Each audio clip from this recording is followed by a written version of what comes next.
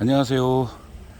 자, 이번 시간에는 주구마 화통 또 수태 관리 관련해서 지금 이제 9월 초부터 지금 8월 말 9월 초에 어떻게 관리하는지.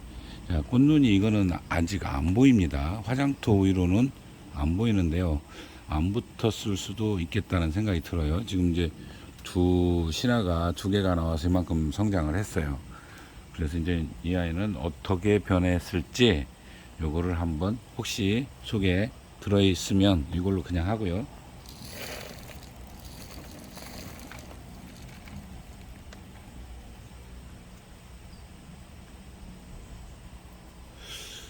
자, 털어보니까요, 늦네요. 지금 꽃눈이 붙어 있기는 있는데 이제 한 2mm, 3mm 되는 것 같습니다. 굉장히 작게 있는데요. 자, 여기에 있습니다. 바로. 자, 이렇게 해서 보이실려나 모르겠는데요. 여기를 이렇게 떠들어오면 바로 여기 하나 보이죠? 여기 꽃눈입니다. 이제 쌀알 만하게 붙었어요. 그러면 주변에 붙을 만한 곳이 있는데 한번부터 보겠습니다. 몇 개나 붙었나? 밑으로는 안 붙으니까요. 이거를 분주를 했기 때문에 올해 안 붙은 것 같아요. 하나밖에 안 보입니다. 이쪽에도 붙어야 되는데 안 보이고,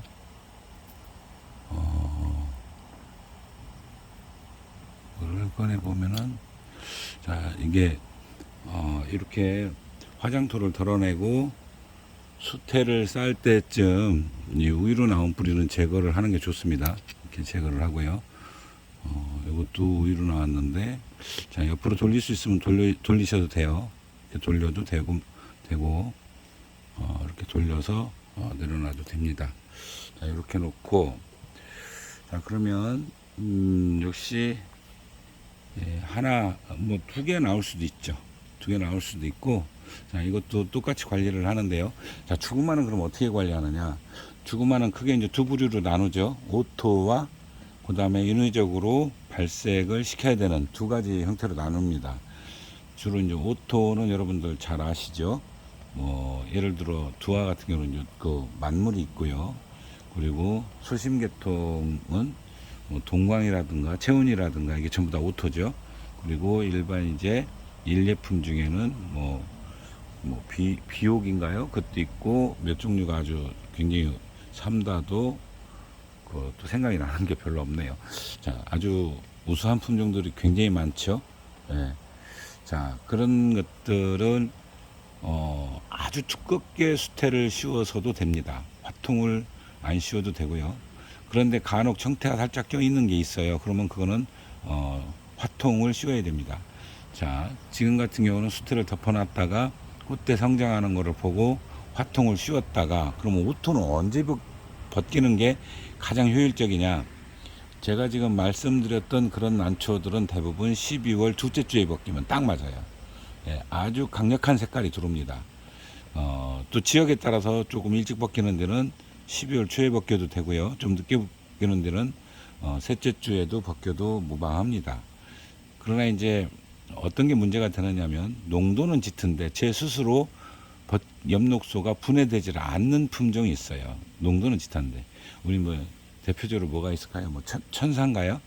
예, 그것도 있고 몇 가지가 있죠. 우리 좀 고가로 거래되는 것 중에도 있습니다. 제가 뭐라고 딱히 이렇게 지명을 하진 않는데, 그러한 난초들이 보면은 화판을 보면 안쪽에 백색이 많은 쪽이 오토가 아닐 가능성이 높다고 제가 말씀을 드렸어요. 그런 난초는 더 끌고 가야 됩니다. 그리고 저온 처리도 해야 되고 여러 가지 좀 많은 정성과 노력을 기울여야지만이 됩니다.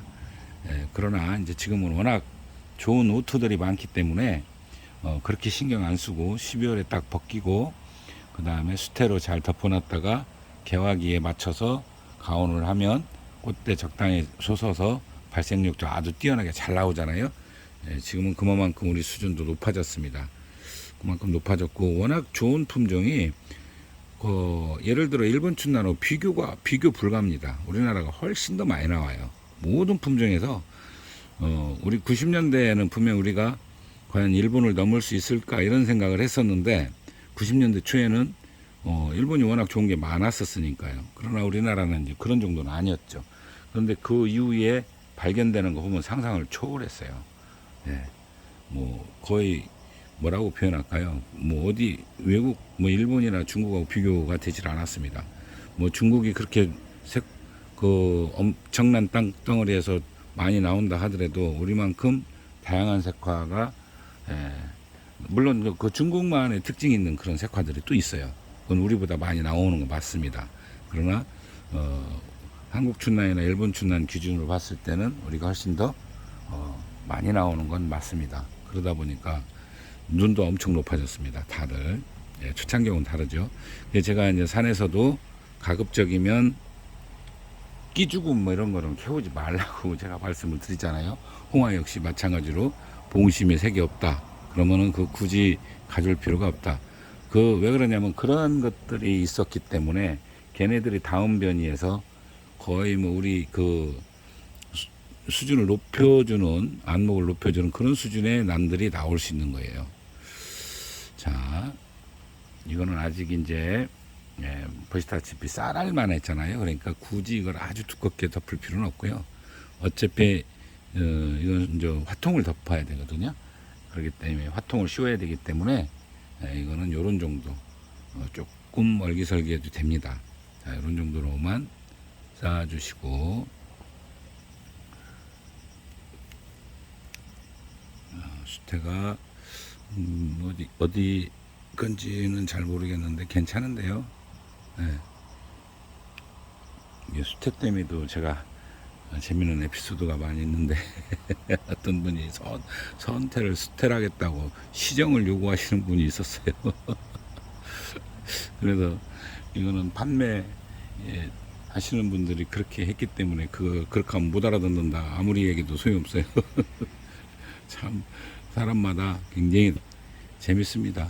사투리 문제도 있었고 제가 유튜브를 하면서요 상상도 못했던 일들을 겪어봤습니다.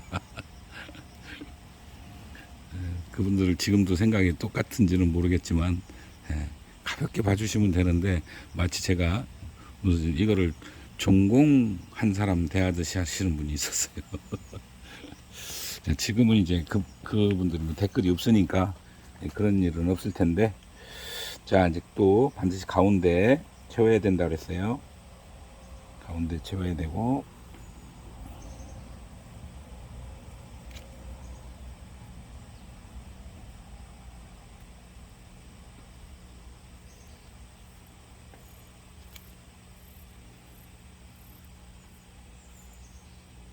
자 이렇게 여기까지 채우고 요 빈 부분 더 채우면 끝. 여기까지입니다. 자, 이렇게 채워두시면 그렇게 어렵지도 않아요. 가볍게 하실 수 있습니다. 처음 하시는 분들이 굉장히 힘들어 하시더라고요. 그런데 몇 번만 해보시면 요령도 생기고 또 생각보다 그렇게 어렵지 않은 것을 알 수가 있습니다. 자, 계속해서 제가 종류별로 수태 씌우고 관리를 어떻게 해야 되는지. 자, 오늘 주구마에 대해서는 이제 오토와 그리고 농도가 짙은 제 스스로 엽록소를 분해하는 능력이 없는 주구마의 두 가지 부류로 제가 나눴죠. 그렇게 해서 서로 화통 벗기는 시기가 달라지는 거. 수태는 똑같고요. 적극적으로 조기 차광도 중요합니다. 특히 오토가 아닌 것은 조기 차광 실패하면 그 엽록소가 계속해서 남아 있어요. 그런 거를 감안하시면 그 난초 특성을 먼저 파악하시고 그렇게 수태를 덮고 그 다음에 화통을 씌우고 벗기는 시기 조절해서 발색을 해 보시면 됩니다. 자, 또 다음 시간에 뵙도록 하겠습니다. 감사합니다.